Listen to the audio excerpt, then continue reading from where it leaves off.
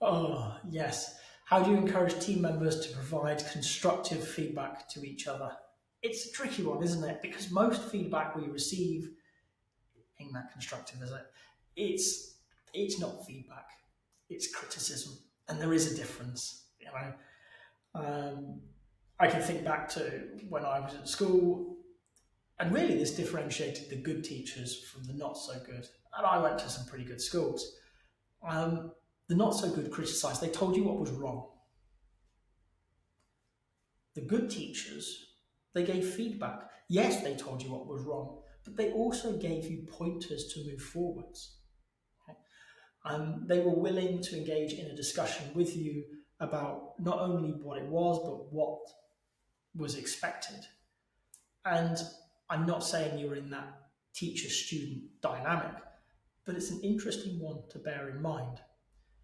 The teachers that still stand out to me, it was nothing to do with how strict they were or anything like that. It was people who were willing to engage me in a conversation, who were willing to open up about the subject so that I understood it better, that I could make my own way through the topic.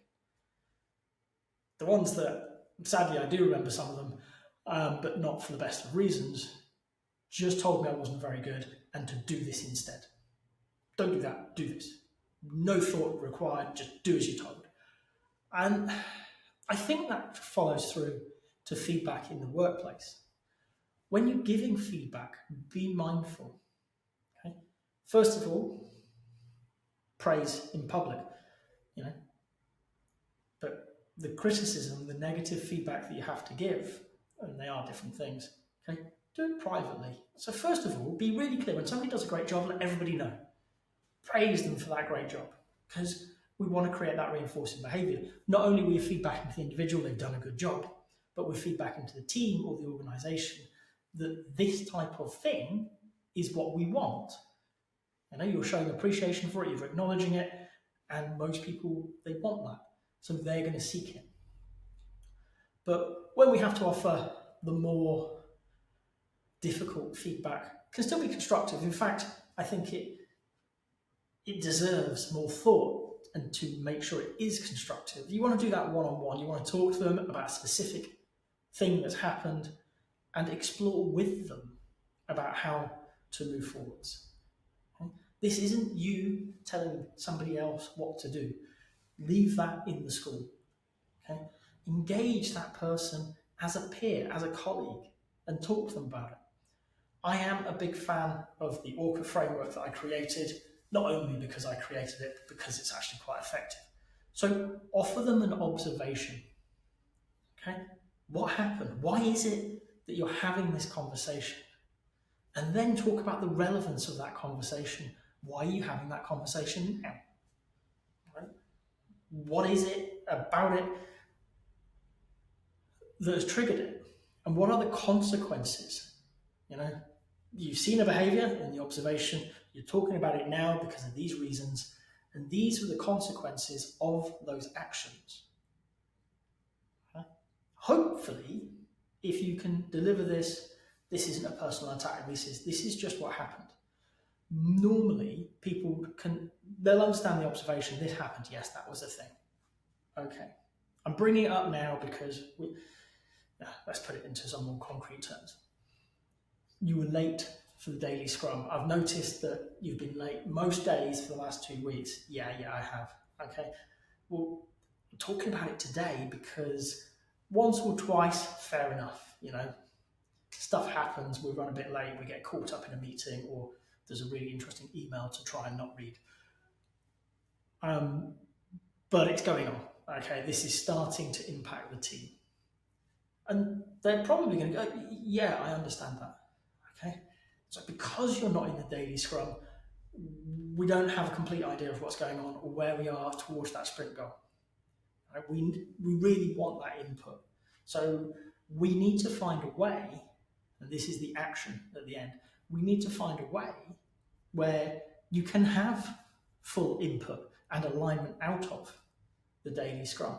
So what is it that would work best for you? Okay? Hopefully you can see, it's not the trickiest conversation I've ever had, but we're opening up. We're talking about something that is problematic. Okay? but not with the emotion, not with the judgment involved. This is a thing that happened. This is why we're talking about it now. These are the consequences of those actions. How do we move forward? What works for you? Okay. I'm also a fan of non-violent communication. So when I talk to people about these, I talk about me. I talk about the impacts on me, not on them. I try my best to not say how they think or how they feel, but I do say how I think and how I feel, because I know that it's fair for me to say I'm getting concerned, I'm a little bit hesitant about this because I'm feeling those things. I can't say you're rushed, because you might not be. You appear rushed to me. That's a different statement.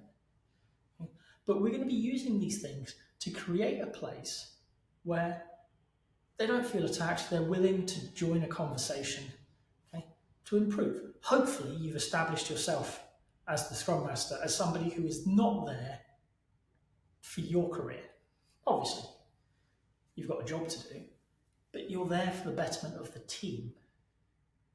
And this is important because with that relationship, with that rapport, comes that ability to have a conversation, these tough ones, where you can say, look, I want this team to do really well. I really want you to be engaged in this meeting to make sure everybody understands where you are, what you're doing, and to make sure that we're all working on the right things. Because you're not making it 9 times out of 10 or whatever it is, I don't think we're getting that. So what are some of the things we could do? And very often, people are offering apologies and excuses and explanations. And fair enough, if they feel the need to do that, I'm happy to hear them, but I'm not that interested in them. Because what I want to get to is, what can we do differently? It might be as simple as move the daily Scrum. I remember when I was an early Scrum Master, we did have somebody who struggled to make the daily Scrum. Took them to one side, we had a chat, and the bus timetable had changed. It was nothing dramatic, and they just couldn't get there. They needed another 5-10 minutes. So we said, okay. And we went and talked to the rest of the team and said, can we move the daily Scrum? And it was about 8 o'clock in the morning to 8:30. And everybody just went, yeah, sure, fine, whatever. Doesn't matter. Great, we'll do that and move forward. Okay. It can be more difficult. So it might be that some days, I've had people with childcare issues or whatever it is. Okay, well, what is it we need to do? How can we get, if we can't move that daily Scrum, or it doesn't make sense to, for whatever reason, how can we ensure? I've had people dial in and say, you know what, I'm still going to be traveling, but I'll put my headphones on, I'll jump on the call. At our Agile Centre, we send messages first thing in the morning to make sure if we do miss the 10 o'clock call with everybody, that at least they know what we're working on so that they can feed back if we need to change course or they need us to do anything else, whatever it is. But what works for that person and for the team?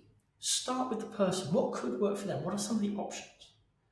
And if they have a strong preference, work with them to take that to the team and say, I'm really struggling to get here on time. Could we open up a call so I could jump on that for the next few weeks while my car's getting fixed? Or if they don't have any particular preference, take all of the options. Take them all to the team and say, look, John's really struggling to get in. Here's some things we thought about. What do you suggest? Open up to everybody. Okay?